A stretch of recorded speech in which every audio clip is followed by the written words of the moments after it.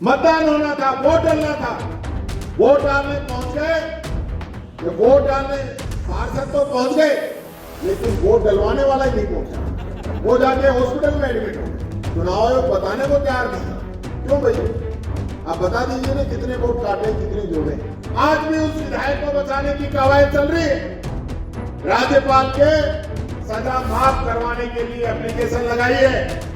कल एक लेटर मैंने प्रिंट भी किया था, वायरल भी हो रहा है सब जगह।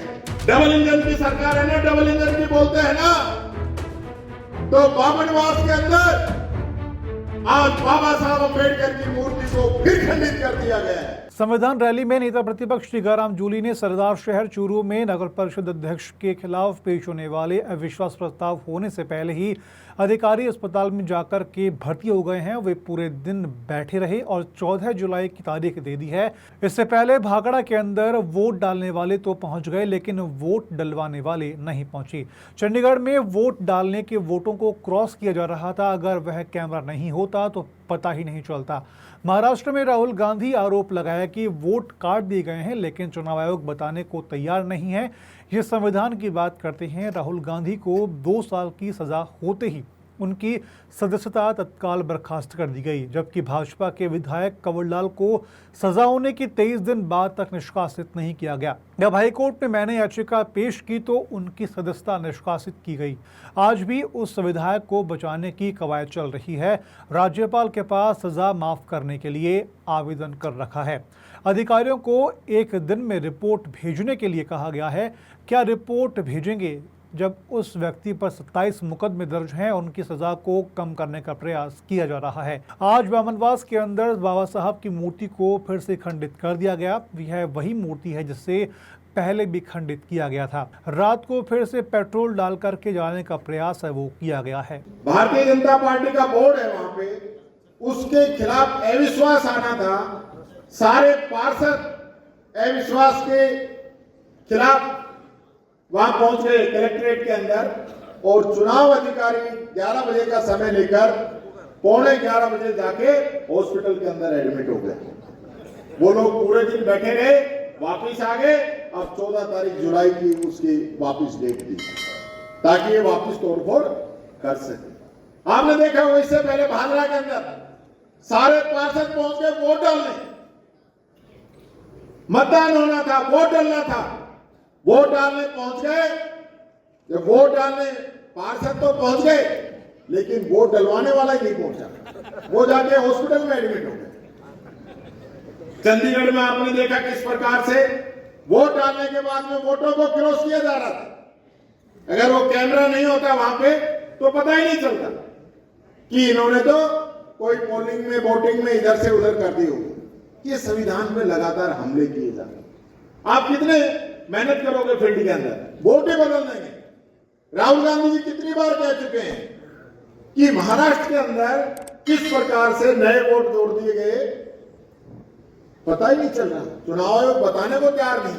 क्यों भाई, आप बता दीजिए ना कितने वोट काटे, कितने जोड़े।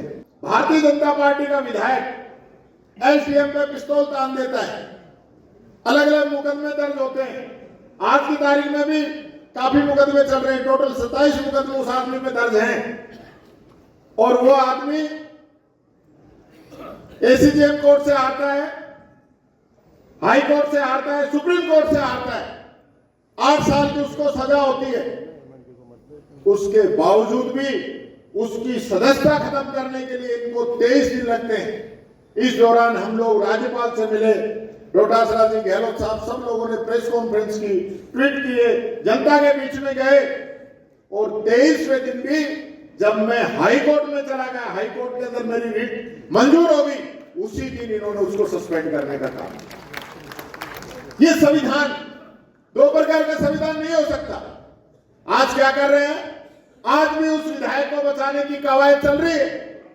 राज्यपाल के सजा माफ करवाने के लिए एप्लीकेशन लगाई है। कल एक लेटर मैंने ट्वीट भी किया था, वायरल भी हो रहा है सब जगह। प्रशासन कह रहा है कि 1 दिन में रिपोर्ट भेजिए इसकी। क्या रिपोर्ट भेजेंगे? जिस आदमी पे 27 मुकदमे दर्ज हो चुके हैं, उसकी आप देखना, उसकी रिपोर्ट आएगी तो बहुत भला आदमी, अच्छा आदमी, इसकी सजा तुरंत कम कर देंगे। और उस लेटर के आधार पर कैबिनेट की मीटिंग बुलाएंगे और कैबिनेट की मीटिंग के सिफारिश करेगी पूरी कैबिनेट किसकी सजा को कम कर दिया जाए और फिर वो सिफारिश राज्यपाल के भेजेंगे और राज्यपाल उस पर मोहर लगाएंगे और इस प्रकार से ये संविधान का कानून का दुरुपयोग करने का काम करें। विधानसभा चल रही थी, उससे पहले एक सरपंचों का सम्मेलन हो रहा, उसमें कह रहा कि मैंने नरेगा में इतने काम करा दिए कि दूसरे सरपंच मेरे से पूछने आते थे कि इतने काम कैसे कराते हो। मैंने कहा मुख्यमंत्री जी बुरा तो मत मानना, पर आप सरपंच थे जब तो नरेगा थी नहीं। आप उसके रचयिता बाबा साहब अम्बेडकर जिनकी प्रतिमाएं लगी हुई है, जोधपुर में भी लग रही है, राजस्थान में भी लग रही है, हिंदुस्तान में भी लग रही है। आज भी लोगों की सोच, भारतीय जनता पार्टी के लोगों की सोच ये है कि आज उन मूर्तियों को खंडित किया जा रहा है।